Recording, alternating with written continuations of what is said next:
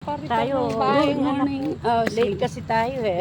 Late. Tatay sa itang banyo ng putang kwa. Kakanta naman ulit si Apala Pearl. ko na. Yun yung singer ng Angeles. Aspiring singer. Yan. Kakanta na sa mga gig-gig. Sige. Naranasan ko ang mag-isa. Tuloy mo lang ga. Dinarasal na makapiling ko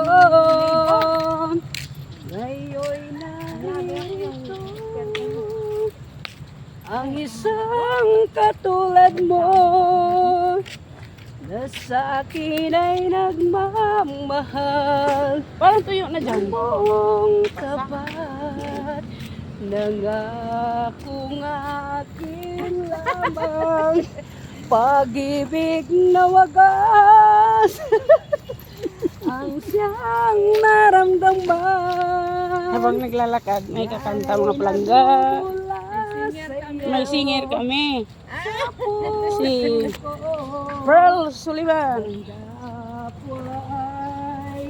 Hindi magbabago.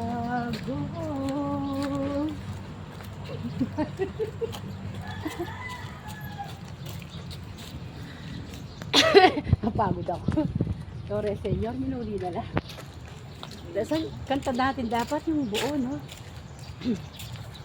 Kailangan makabuo tayo ng isang kantang ano. Oo, yung buo.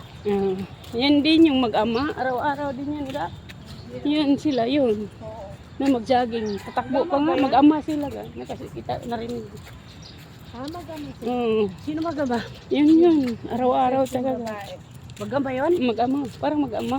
Daddy yata tawag niya. Diwa? Gasawa yun, hindi mag-ama. Hindi ga, malayo ang gap ga. Oh, meron naman doon. Meron ganyan. Mag-asawa yun? Daddy, ibig sabihin, di ba? Di mo sa tawagan. Daddy. Balong mo naman yung Papa. relasyon na ng anak mo. Makatayawari ka close naman yung Ano sila? Kain Lagi eh. sila magkasama. Ano asawa niya siguro yun. Anong kantayin natin, ga? Yung ano? Yung lalaki. Oo, ating makanyan. Ay, sabihan 20 years in gap to. Siyempre, daddy nga gusto. Kompleto na ito. Pwede ng angel, pwede daddy, pwede love, pwede... Oh, this, ano, package siya. Ganun yun. May bossing yung tuwi po. Pwede din.